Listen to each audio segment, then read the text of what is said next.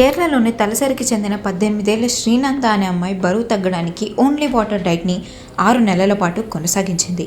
6 నెలల పాటు సరైన ఆహారం తీసుకోకుండా కేవలం వేడి నీళ్లు మాత్రమే తాగింది. మెల్లగా ఆ అమ్మాయి ఆరోగ్యం క్షీణించడం మొదలైంది. చివరకు హాస్పిటల్లో చేర్పించారు.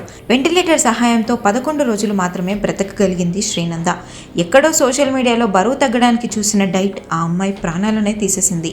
ఆ అమ్మాయి బరువు కూడా 24 కేజీలే. తన షుగర్ లెవెల్స్, బీపీ, సోడియం తక్కువగా ఉన్నాయి. వెంటిలేటర్ సహాయంతో కాస్త మెరుగైంది ఆ అమ్మాయి ఆరోగ్యం. కానీ పూర్తిగా కోలుకోలేక మరణించిందని తలసరి కోఆపరేటివ్ హాస్పిటల్స్ కన్సల్టెంట్ వైద్యుడు డాక్టర్ నగేష్ మనోహర్ ప్రభు అన్నారు. ఆ అమ్మాయి అనోరెక్సియా అనే డిసార్డర్తో బాధపడుతోందట.